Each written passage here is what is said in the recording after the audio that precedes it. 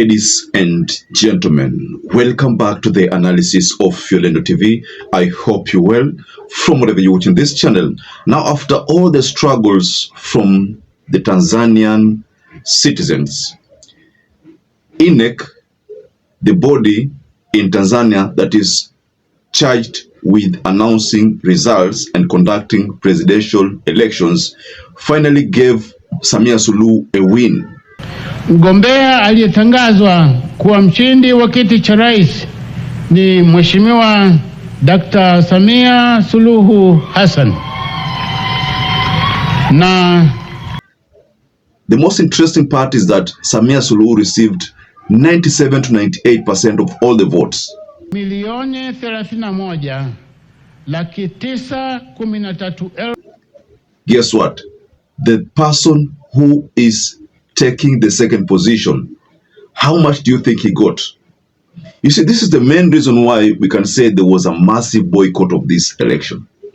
Now, talking about the massive boycott of the election and what is happening in Tanzania, there is already details that SAMIA SULUHU reached out to William RUTO and Museveni to talk about the escalating tension in Tanzania. And based on Kenyans.co.ke, we are told that reports indicate President SAMIA SULUHU held separate phone calls with Presidents RUTO and Museveni amid escalating election crisis in Tanzania. I want to tell you why this election in Tanzania is a bit strange. You know, I'll give you the reason why in Tanzania people were not ready for this kind of arrangement. But first and foremost, we are told that SAMIA SULUHU reached out to William RUTO, reached out to Museveni, and most likely the details of that conversation could have bordered around the peace that is supposed to be witnessed in Tanzania. So how is this going to be peaceful? How is Tanzania going to be peaceful going forward? I want to tell you here without fear or contradiction that Tanzania is not going to be the same again. Most likely, if at all SAMIA SULUHU hangs on there and takes over the presidency for the next 5 years, what is going to happen is that they will be forced to do electoral reforms. They will be forced to relinquish some of the policies that they have been holding on to, and the music artists, musicians in Tanzania will no longer find themselves supporting CCM because of the trouble that they have already witnessed. Now, why is this a bit different from other elections? I had organized a separate video for something about the agreement that Nyerere initiated between Tanganyika and Zanzibar. I've explained some details in that video. But this issue, there was all reasons why the electoral body had to announce SAMIA SULUHU, because there are two scenarios. Either they announce or jeshi ichukue. The military was going to take over if at all SULUHU was not announced. I said the military was going to take over the leadership of the country if at all the electoral body was not going to announce the president. You see, the electoral body only had 72 hours to complete the process of announcing. 72 hours. But going by the details, it had to be announced in the morning because 72 hours had already elapsed. So if at all there was going to be any delay, then the military was going to take over the leadership of the nation. Now, you know what that means. It means curfews, more curfews. It means constitution being suspended. It means military rule in Tanzania. It means civilian rule was not going to come anytime sooner, because you know when the moment military take over, they of course they are going to suspend everything, and then their rules are going to be the ones that people are going to follow. And what is going to happen is that thereafter you are going to confront with a scenario where they're going to organize an election, and most likely you might find that the person who shall have been an interim president vying on a ticket to be the president. So that will be the beginning of military rule. It's just akin to the situation that Kenyans found themselves in when Gen Zs almost brought down William Ruto's government and Raila Odinga had to come on board and that's how tension was quelled. Now, Samia Suluhu calling Ruto, calling Museveni, and most likely calling Paul Kagame. And most likely, all these are to try to quell the tension, to seek probably advice on how to, maneuver.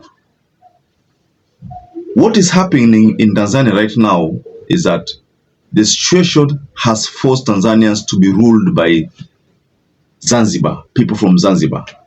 Tanganyika has not produced a president for the first time.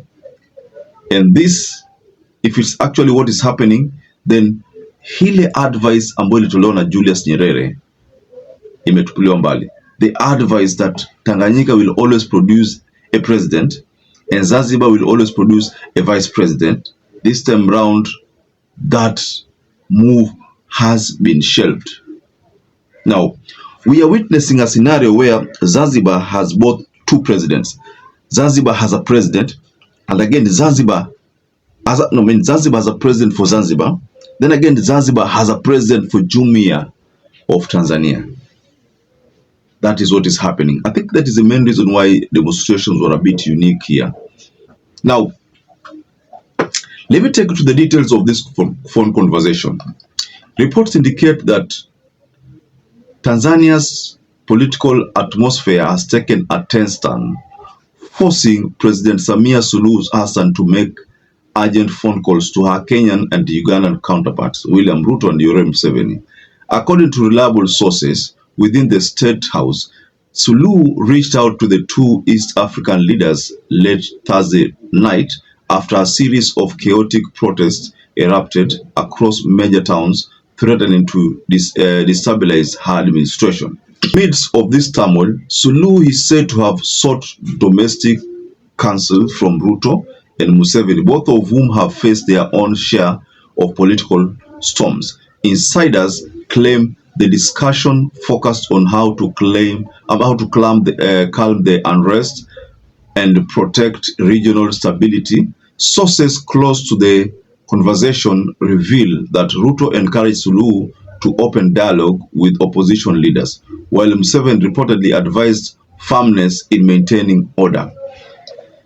Now, these are two people advising Suluhu. One person is telling Suluhu, look here, embrace dialogue. The other person is telling Suluhu, look here, be very firm. So, if Suluhu chooses to go by Museveni's advice of being very firm, that will increase tension. If Samia Suluhu goes by William Ruto's advice of embracing dialogue, then Samia Suluhu will be forced to release Tundu Lissu, because the first thing that Samia Suluhu must do, according to the advice from the UN, is release Tundu Lissu, restore internet. There is no way Tanzania is going to operate without internet. That is internet hakuna. I know there is a threat of hackers here invading, Tanzania. So most likely those are some of the reasons why you would say that the government of Tanzania is afraid of such kind of occurrences. But internet must be restored, and that is what was communicated from the United Nations Human Rights Commission.